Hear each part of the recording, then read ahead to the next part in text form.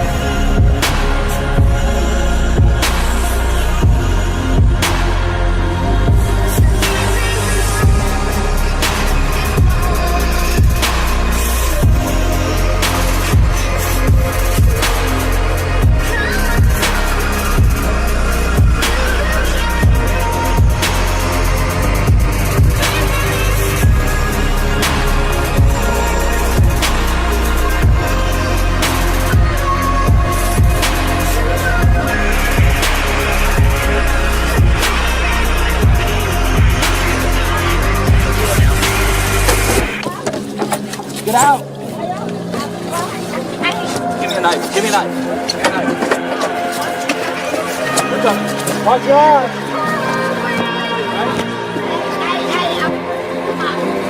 Watch your eyes. Right to the window.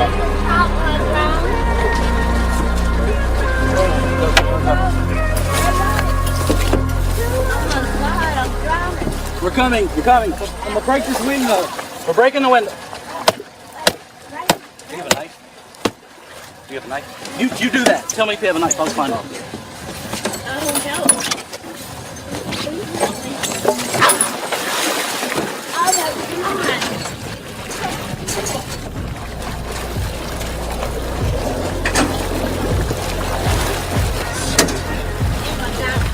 Get my dog. Get my dog. Get my dog. Down. I'll go down.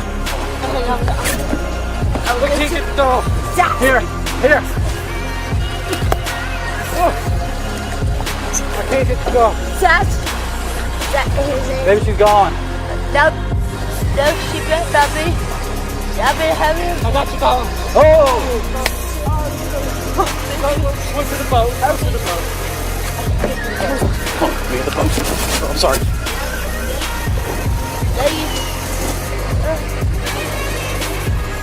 Following days of rain and no let-up Saturday, Louisiana is operating under a state of emergency. As of right now, well over 1,000 people rescued, not just from their homes, but from their vehicles.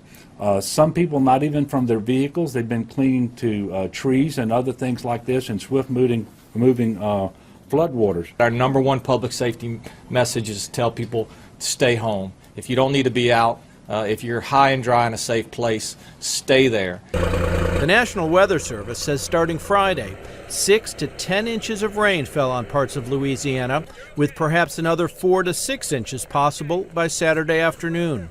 The heavy rains and flooding forced Governor Edwards and his family out of the governor's mansion, a first, he said, while many others are spending the weekend in shelters. We tried out the back door, there were spiders, and then we tried out the kitchen, there was a snake.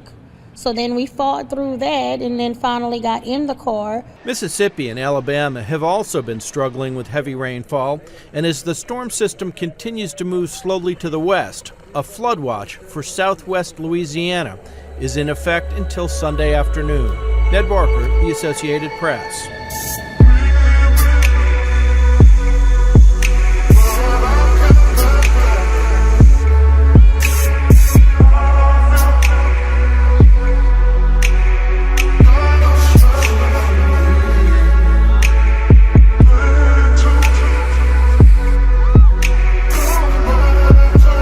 Landslides triggered by heavy rain in East China's Fujian province have killed one person, injuring many others.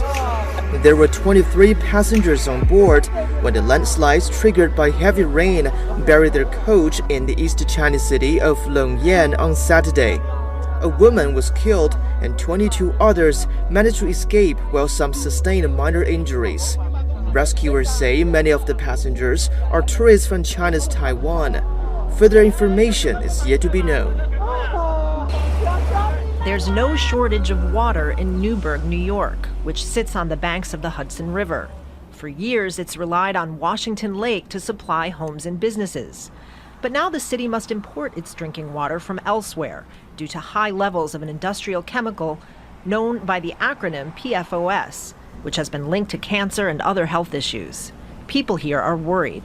As a teacher in the community and as a parent, water conditions need to be improved. I don't think the town's done enough. I don't think the state's done enough. I don't think the country itself has done enough. If our drinking water isn't safe, what's there left to say?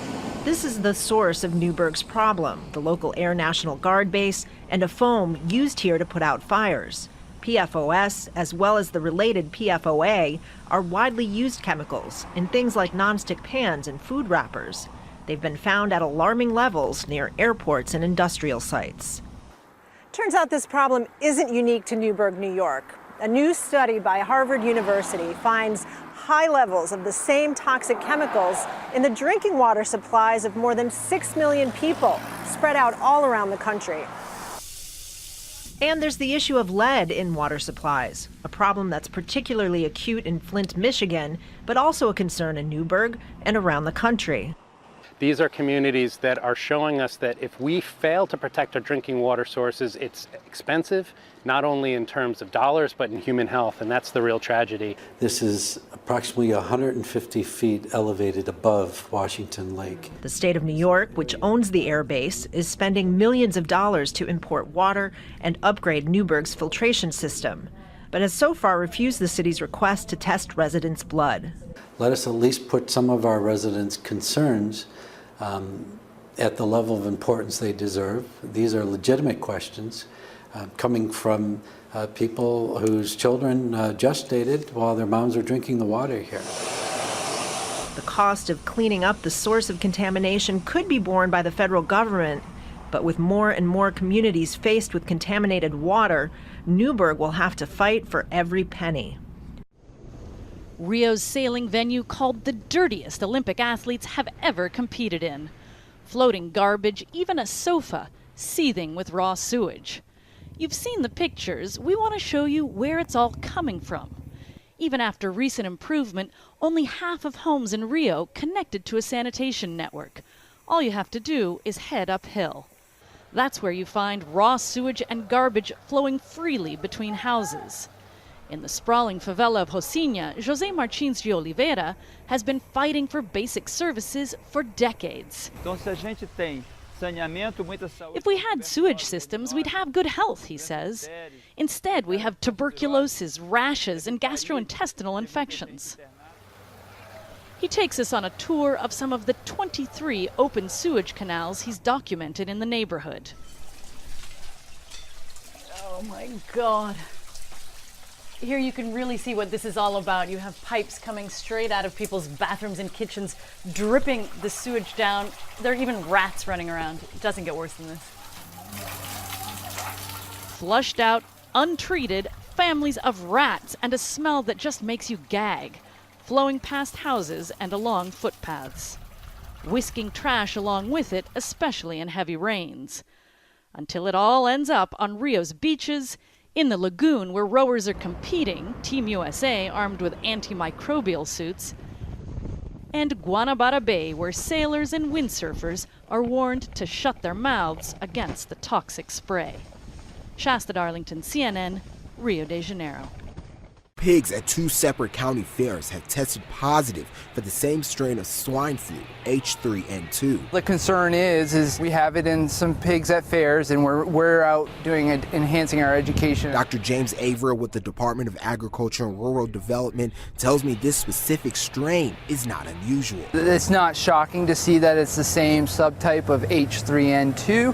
What we don't know is, are those two pigs associated with one another? While the department figures out just how these two got the disease, the Department of Health is working to make sure it doesn't spread. 2 people in Muskegon County caught the virus from pigs. There are no reports of it happening here for now. We want to make sure that we identify anyone who potentially does get sick very early so that we can keep them from, potentially spreading it anywhere else. That's why Ingham County Health Department is asking everyone who went to the fair in Mason to monitor themselves until August 16th. They're checking in daily via email and just verifying that they don't have any symptoms. That's what's going on right now. Symptoms that feel like a common flu, fever, cough, sore throats are also the same signs of swine flu. You can't tell that just based on what the signs they are exhibiting. People have clinical signs such as influenza-like illness. We encourage them to seek medical treatment. With no cases of swine flu last year and now too, it has both agriculture and health departments focused. There's just a lot of monitoring around these flus that are in animals that can occasionally get in humans, just to make sure that we don't start, the progression of a human-to-human transmission. In Lansing, Rowan Belogan, Fox 47 News. While the pig definitely had swine flu, veterinarians have not confirmed the exact cause of death. The Jackson County Fair has safeguards for its pig exhibits. People are not allowed to eat in the barns, and visitors are encouraged to wash their hands frequently. String of violent attacks on officers in New York and Georgia this weekend. We begin in central Georgia, where police are searching for the person who shot and killed Officer Tim Smith. Smith was responding to a call of a suspicious person when he was shot after coming upon the subject and then getting out of his car. And then an officer in a separate incident in Marietta, Georgia, just outside of Atlanta. Well, that officer was shot and is expected to survive. He and two other officers were responding to a car break-in when one of the two suspects opened fire. Officers wounded one suspect who is expected to survive. And then in Long Island, New York, an officer is recovering from surgery after being stabbed in the face while responding to a 911 call. Police say the suspect, Mark Curraway, was armed with knives when he slashed the officer. Another officer shot the suspect, who is in critical condition. In Milwaukee, Wisconsin, things are calming down this hour after a night of violent protests sparked by a police shooting. Crowds there gathered just hours after police say an officer shot and killed an armed man during a foot chase.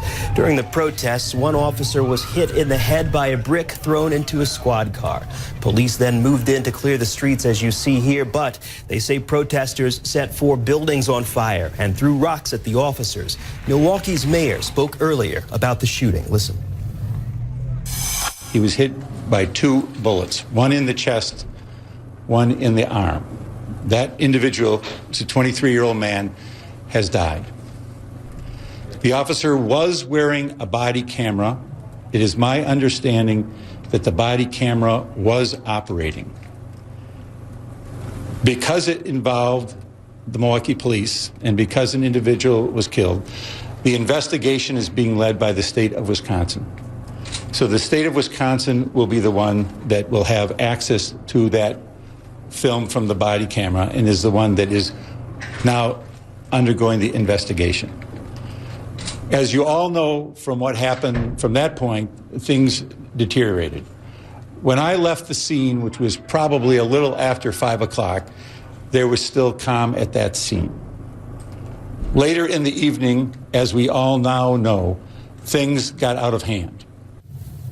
Mayor Tom Barrett there of the city of Milwaukee also saying 3 people have been arrested. We heard from a witness who says that she does not believe the unrest is over in Milwaukee. Just basically awestruck and amazement. I never thought I would see my own city in a state of unrest to potential riot, I just never thought I would see it. We're standing here speaking with you, just heard gunshots maybe 2 to 3 blocks away. I feel maybe the bulk of the large incidents are over for the evening, but I definitely do not feel that this is over. New York City police confirming that a Queens imam and his neighbor were both gunned down leaving a mosque on Saturday afternoon following prayers. As they walked down the street towards home, a man approached them from behind, shooting both in the head. Investigators here at the scene still trying to figure out exactly what happened. Say they are looking at surveillance video that shows a man with a gun running from the scene. No arrests have been made, but witnesses are also being interviewed. Investigators say there's nothing that preliminarily indicates that these two men were targeted, but investigators are also looking to see if there was an earlier dispute at the mosque that may have led to a shooting. That's according to a law enforcement source. And as this investigation begins, you can see that the local community has gathered. News of the shooting garnered a significant reaction from the community here. Obviously, it's a very scary thing to think that a local religious leader could be gunned down in the middle of the street in broad daylight, and there are many concerns from people in this community who have gathered calling for justice and also remembering these men. Some people have told me that the local imam was beloved here, that he had just eulogized someone else the other day, and that he was a very nice guy, very well known in the community, had kids, frequented the local stores, and so obviously that showing of support here in Queens as the investigation continues to try and figure out what happened. Sarah Gannam, CNN, Queens, New York. But for those in leadership like Mr. Trump and Mr. Giuliani and other members of other institutions that project Islam and Muslims as the enemy, this is the end result of their wickedness. You need not be a Muslim. You need not be a person of any faith. You just need to be a person of conscience. Imagine your father gunned down for no reason. And then let that feeling, let that motivate you to come out of your silence. And I especially say this to those of influence within the community and beyond. Every single one of us has a responsibility. And it's not just the politicians, it's anyone of influence, including those who influence people socially. When we stay silent, we allow crimes to continue to occur. We live in an era where people running for the highest office in the land and possibly potentially being the most powerful people in the world, espousing hate towards Muslims, even in their own country, even citizens of their own country. And that is unacceptable. And a lot of times people in the public do not know how to interpret those words, and they just assume that all Muslims are his targets, and therefore they target common Muslims walking down the street. And this sort of Islamophobia and this hatred towards Muslims is now mushrooming. I am deeply saddened to say that a lot of what's behind this crime and other hate crimes that have happened to American Muslims is the anti-Muslim rhetoric that continues day in and day out within the media and at the hands of presidential candidates who are basically using anti-Muslim rhetoric for their own political gains. The stabbing attack at the train station in Salé, Switzerland has now claimed a life. Police say a 34-year-old woman has died from her injuries, while 2 girls remain fighting for their lives. St. Gallen Continental police spokesman Hans-Peter Kruse says train video shows a 27-year-old Swiss man walking onto the train on Saturday and pouring flammable liquid. You also see that he had a knife in his hand, and then suddenly you see a fireball, which severely injured these people. 2 others were also stabbed or burned. Kruse says they still don't have a motive. At the moment, we are not treating this as a terrorist attack or as a politically motivated or xenophobic crime. We have no indications of that. Neither do we have any indications that it was a crime of passion. We have absolutely no information on what the motive might have been. As far as we currently know, he acted alone. Police searched the home of the suspect but would not reveal the results of the search. Charities and human rights groups say many children have been sexually abused in supposedly safe refugee camps in Greece. They say children as young as 7 were victims of sexual assault in the government-run camps. They claim children and women are too afraid to leave tents or go to the camp toilets alone at night. The Office of the UN High Commissioner for Refugees says it has raised concerns with the Greek authorities. Doctors Without Borders also confirmed that they had heard allegations of children being victims of sexual violence at the Softex camp in Thessaloniki. Greek officials, however, say no case of rape was reported to Softex staff. About 2,000 refugees, mostly Syrians, are living in the camp located in the industrial parts of the city. Greece is one of the main entries for refugees who flee war and poverty and try to make it to Europe.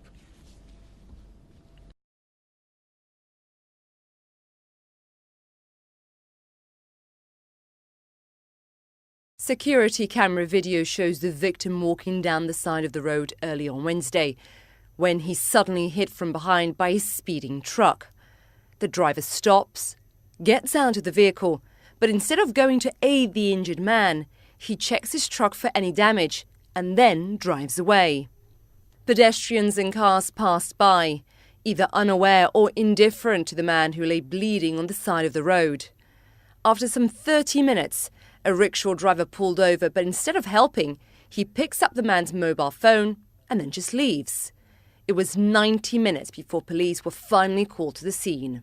Then immediately we took him to hospital where he was declared broad dead. Police were able to track down the truck driver from the video. He's been arrested, according to local media. Delhi's transport minister says he's disheartened that no one came forward to help. People are scared. They think that helping someone could embroil them in a legal case. I would like to tell everybody that the Supreme Court has ordered that no such person will be questioned or bothered in any way by police. Police say the hit-and-run victim was a 35-year-old security guard identified only as Matibul. Sadly, he's become just one of more than 1 million traffic deaths in India this year. According to government data, India has the world's deadliest roads, with a fatality nearly every 4 minutes. Isa Suarez, CNN, London. Now first stage performance. T-minus 5 minutes and counting. There's been another mass shooting in America. This time in a